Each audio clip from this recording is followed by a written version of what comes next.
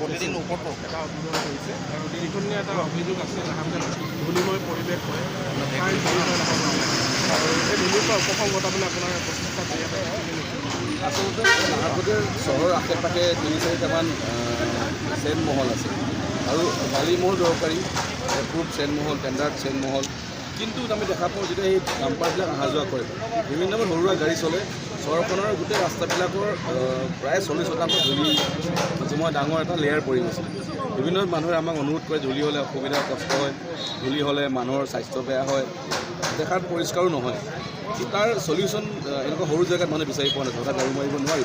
কিন্তু দেখাওঁ বাহিৰ ডাঙৰ চহৰবিলাকত গুৱাহাটী দিল্লী ইভেন ডিব্ৰুগড় যিসকল এতিয়া আজিকালি আপোনাৰ ডাঙৰ মেয়ৰ ধৰণৰ আপোনাৰ তাত ব্যৱস্থা আছে আপোনাৰ এতিয়া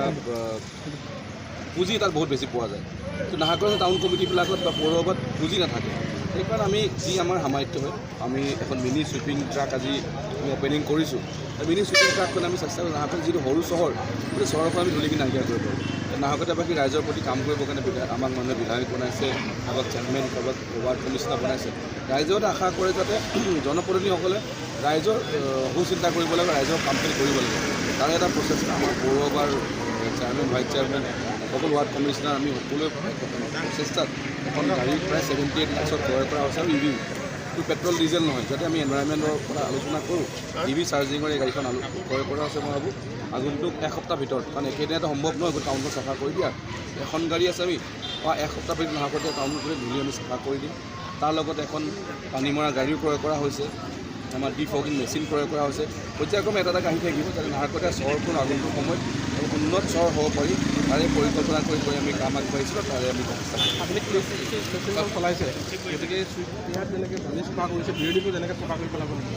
বিৰোধীক মই চাফা কৰিব লগা নাই আমাৰ মাননীয় মুখ্যমন্ত্ৰী হিমন্ত বিশ্ব ডাঙৰ ইতিমধ্যে চাফা কৰিছে তেখেতে আজি ৰাস্তাই আজি 3 দিনৰ আগত যি যাত্ৰা কৰি গৈছে প্ৰায় 40-50 হাজাৰ লোক হৈছে মই ভাবোঁ বিৰোধী টিমত তেখেতে গোটেই অসমত চাফা কৰিছে নাহৰকটীয়া আৰু মই বেলেগে কৰিব লগা নাই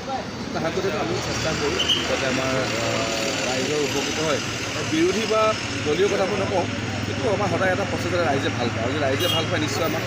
ভোট দিব আমাক জয় কৰিব ৰাইজৰ কাৰণে কি কৰিব এটা অখিল গগৈয়ে এটা দাবী উত্থাপন কৰিছে যে গৌৰৱ গগৈ আৰু ৰকিবুল হুছেইনে দম্ভালিভাৱে ৰাইজৰ দলৰ আৰু বিৰোধীৰ মাজত মিত্ৰতা নহ'ল এই সন্দৰ্ভত আপুনি কি ক'ব প্ৰতিক্ৰিয়া যেনেকৈ ৰকিবুল হুছেইনে গড় মাৰি শেষ কৰিছিলে তেনেকৈ কংগ্ৰেছ পাৰ্টিটো মাৰি শেষ কৰিব কাৰণ ৰকিবুল হুছেইন ডাঙৰ হৈছে ধ্বংসকাৰী মই আকৌ কাজিৰঙা ধ্বংস কৰিছিলে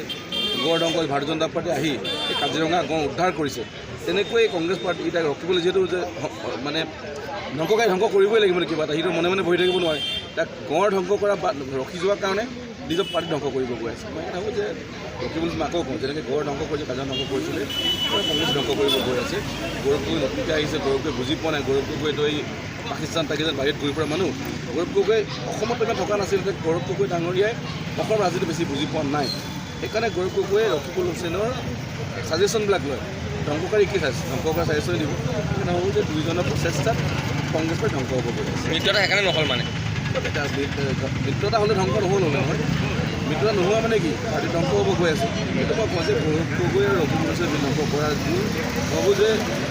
আকৌ মই কওঁ যে গৌৰৱ গগৈ যদি পাকিস্তানৰ সময় দিয়ে বাহিৰত ঘূৰি ফুৰে অসমত কেনেকৈ গম পাব আৰু অসমক ৰকিবুল হুছেইনে গম পায় ধ্বংসকাৰী ধ্বংসই কৰিব সেইকাৰণে ৰকিবুল হুছেইনৰ প্ৰচেষ্টাত গড়ৰ নিচিনা আকৌ এই পাৰ্টি ধ্বংস হ'ব আৰু গৌৰৱ গগৈ যিহেতু বিদেশত বেছিকৈ সময় দিছিলে তেখেতে বিদেশৰ কথা চিন্তা কৰে ইংলেণ্ডৰ কথা চিন্তা কৰে ল'ৰা ছোৱালী ইংলেণ্ড পঠাই দিছে অসমৰ কথা ক'ত গম পায় তেওঁ পাকিস্তানৰ প্ৰধানমন্ত্ৰী হ'ব পাৰিব পাকিস্তানৰ হয় নে ইংলেণ্ডৰ হয় মই নাজানো ক'ৰ হয় কিন্তু এটা কথা গম পাওঁ অসমৰ মুখ্যমন্ত্ৰী হ'ব নোৱাৰে